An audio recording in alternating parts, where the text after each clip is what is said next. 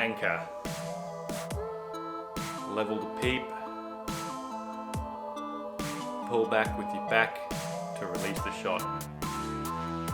Hello! Didn't see that one coming, did ya? Check it out. Because I can, that's why. So if you're new to the channel, I normally do content mostly surrounded by firearms and that sort of stuff. Rimfire and air guns in particular, although I do own some centerfires as well. I don't use them as much because I don't have as much room, enough room to actually use them at my property, so I have to go to other places to use them, so they don't really feature on the channel very often.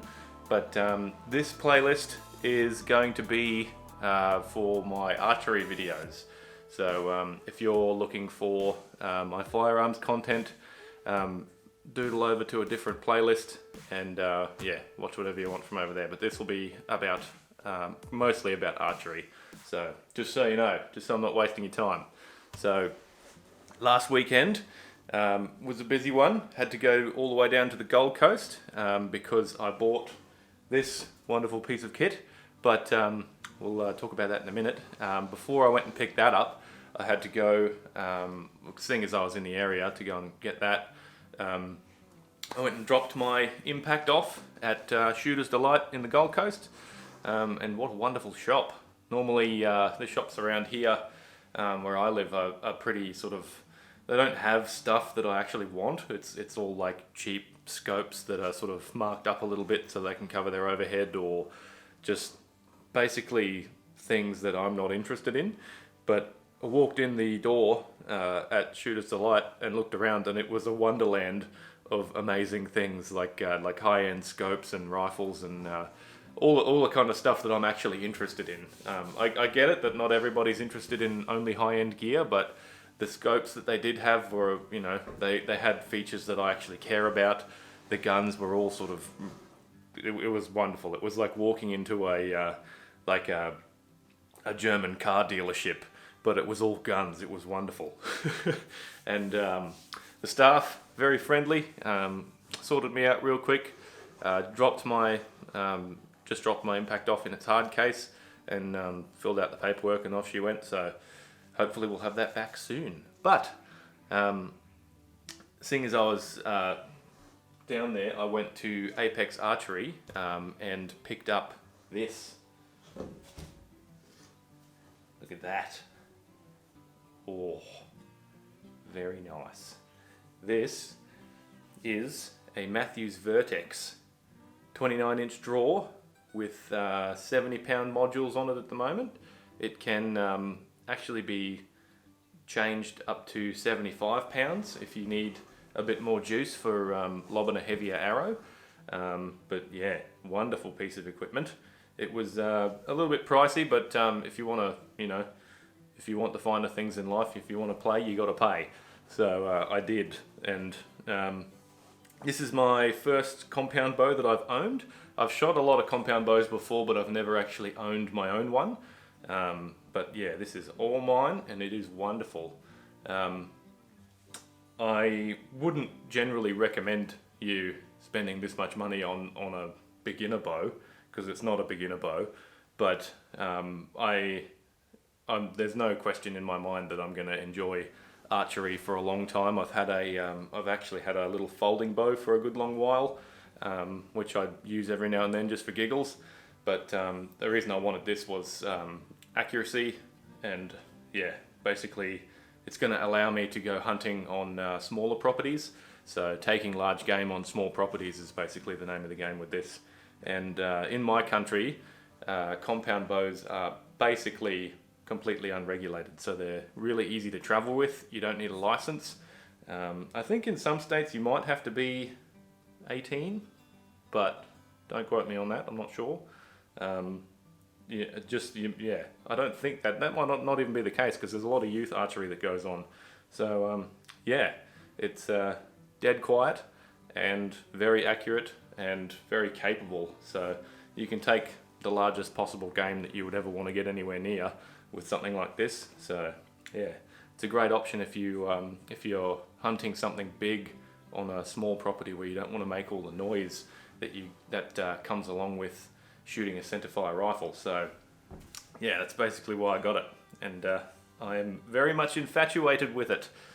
Beautiful camo colors. Not a big fan of the usual mossy oak, real tree type camos. That just doesn't really do it for me. But this one is very nice. It's a Sitka Subalpine. Blends into the bush around where I live really nicely, and it looks cool as well, because we know that looking cool is the most important thing, isn't it? Yes. As far as accessories go on it, I got the HHA Optimizer Lite single pin sight.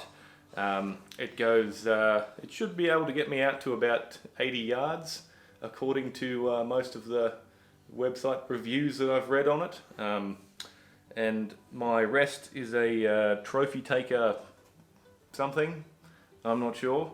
I was going to get the QAD Hunter Ultra Rest, but old mate in the shop showed me why it wouldn't work on this bow, because it didn't really have enough adjustment to make it work properly with this one, so we ended up choosing this one instead.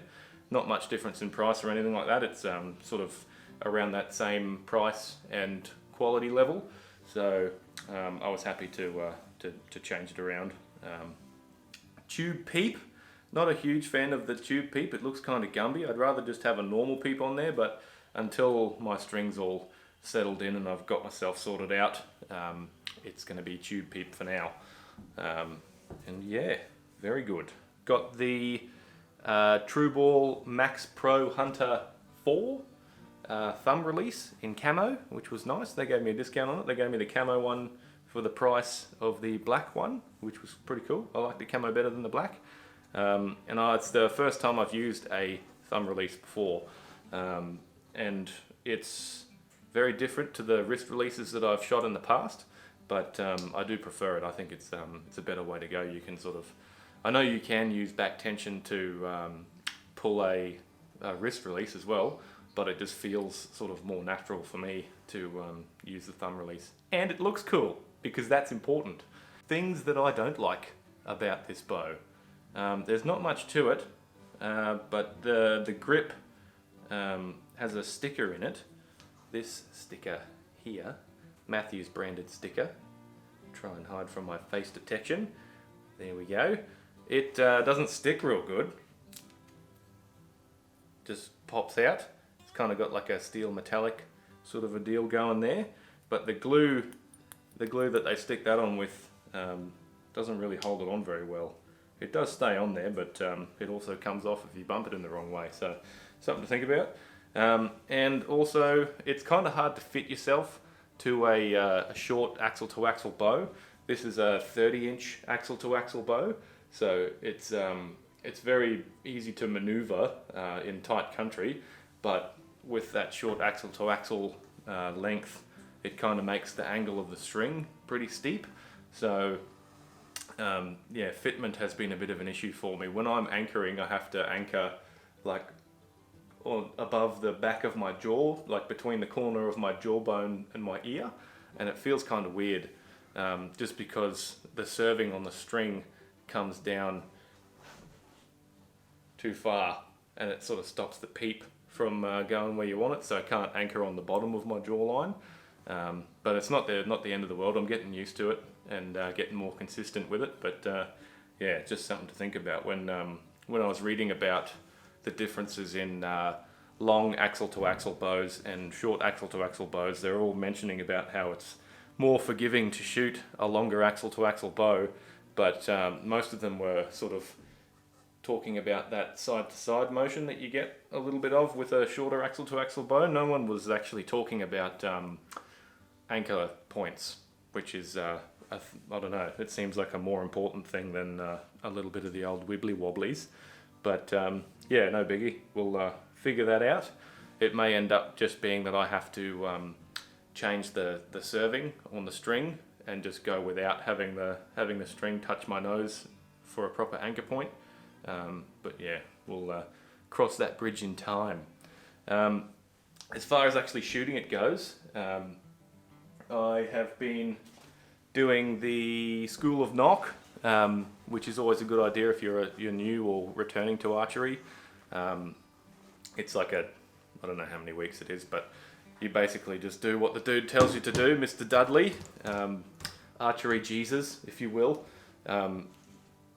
Pro tip, if you're going to watch his videos, it seems like all archers talk a little bit slower than everybody else.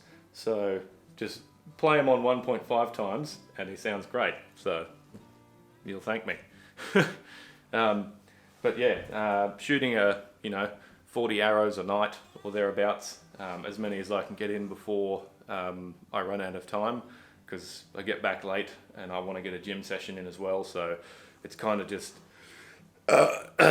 more about fitting everything in than doing the exact right number of this or that or the other for me at the moment. But yeah, been doing quite a bit of practice every day and enjoying it. I'm using a EVA foam target. Instead of buying a proper archery target, I just bought 6 slabs of 1 meter by 1 meter slabs of EVA foam off eBay, and it ended up being roughly the same price as the archery target that I would have bought if I wouldn't have gone with this one. The main difference being that it's like 4 times as thick for the same price. So just because it doesn't have archery target written on the box, it's cheaper, and it still stops the arrows all the same and everything. It's the same density. It's something like 85 kilos per cubic meter of this foam, so it's really thick, heavy foam, and it's not too bad. It's a little tricky to get your arrows out every now and then, but yeah, it's you can still get them out. It's great. So it's I haven't really lost any arrows with my compound bow. I have pretty much every time I use my my folding bow, I lose an arrow just because I suck with it. But that's all right. That's sort of, I'll go into it expecting that, so it's not the end of the world. But yeah, with this target, I haven't had any arrows damaged or yeah, haven't lost any. So it goes where you point it every time. It's wonderful. So going from 66 to 70 should only be half turn. Yeah, not too much. Ready. That's a half turn again. Cool. Yep, done.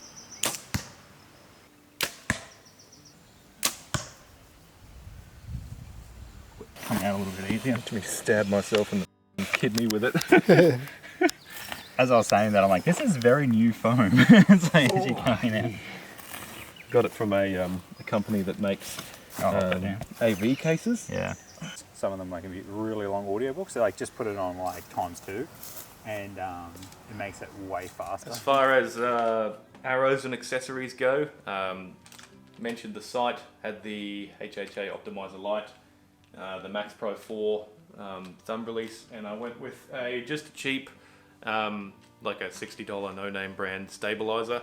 I didn't really bother spending too much money on that because the bow has all these little doobies in there that stabilize it really well on its own. It shoots perfectly without the stabilizer on it. The only reason I have it on there is just to put a bit more weight down at the bottom of the bow, because the bow sort of wants to tip forwards a little bit.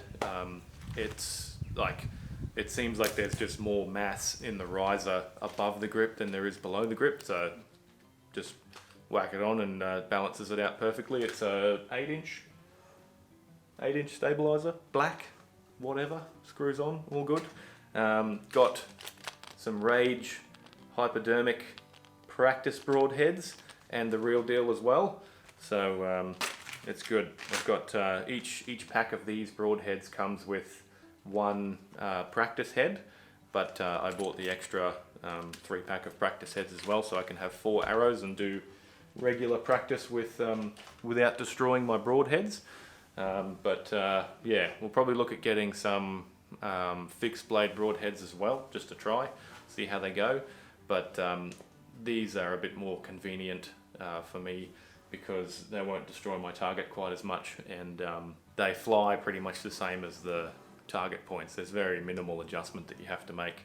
So yes, wonderful. Went with 2 dozen of the standard shop arrows that they have made up in there. I think they're called carbon blackouts or something like that. They weigh about 365 grains each, plus or minus a few little nibbles here and there. So pretty light, but nice and fast for when you're just shooting targets. And then when you want to go hunting, you can just add the 50 grain brass insert or whatever you want to do to give it a bit more weight. Whack your broadhead on the end and send it. So yeah, very good, very good. Happy with that. As far as I haven't really done a great deal of anything yet with it.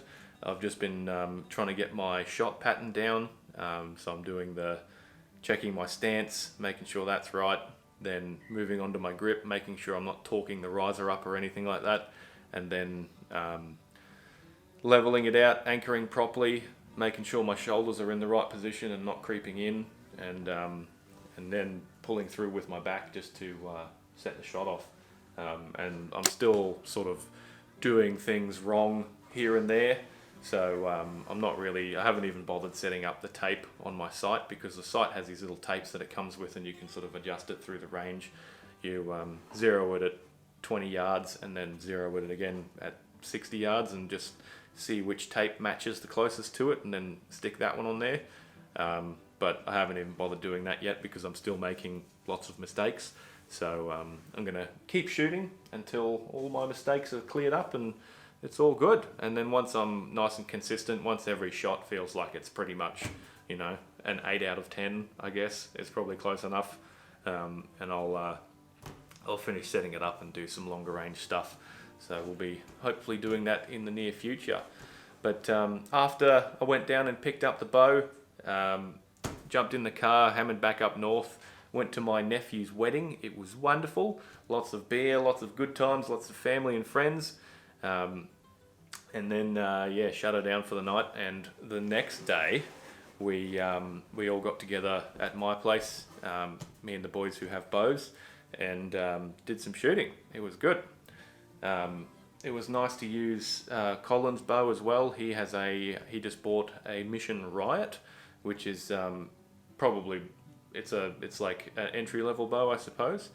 But he got it for a great price, and it had a bunch of really nice accessories with it. He got some arrows and a hard case, and the next model up from mine, as far as the sight goes, little stabilizer and some releases and everything. So it was great. Not quite as quick as my bow is, but still effective and very accurate. And we some good slow-mo shots at 40 and out to 60 meters as well, and he was shooting really well. So it's good to see.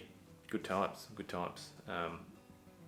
And the wonderful thing about those, or that particular mission bow at least, it has adjustable modules on it, like a rotating module, whereas mine, you have to buy like the whole new module, because with my bow, the module dictates not only the draw length, but the draw weight. So if you want to crank it up to 75 pounds instead of 70, you put the different module on it. You don't actually have to adjust the limbs. You can adjust the limbs, but the good people at Mathews know that your limbs work better when they're bottomed out, when everything's as tight as it can be, instead of sort of being slowly relaxed. So that's why they went with the switch weight modules, which is pretty cool. I think that's a good idea. I think it's nice. They're only sort of between somewhere, it depends on where you get them, in Australia at least, but they're usually between 60 and $100. So yeah, figure out your draw length and how much weight you need, and then chuck them on there. And you don't need a bow press to change them either, which is good, because I don't have a bow press. You would definitely need a bow press to change the strings though, so maybe it might be worth investing in a portable bow press or something like that. Whereas with the Mission, you can just undo that little Allen key and put it in the next hole down, and really sort of play around with different draw lengths if you don't know your draw length, or you haven't got much experience with it yet. Cramping my forearm. And free hat to cover up my ridiculous hair. So good.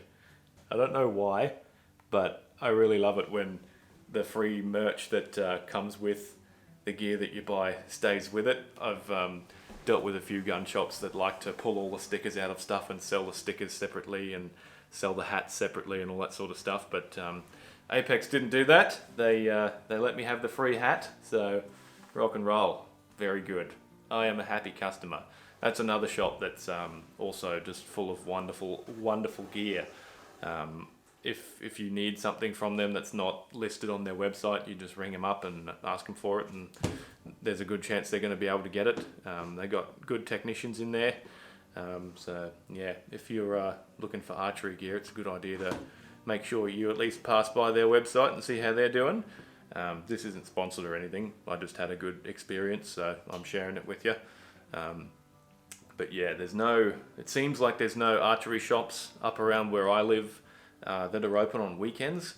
Otherwise, I would have just gone to one that's local to me, because the prices for all the stuff that I bought were just the standard recommended retail prices, except for some of the little things that they gave me discounts on because I bought so much stuff at once.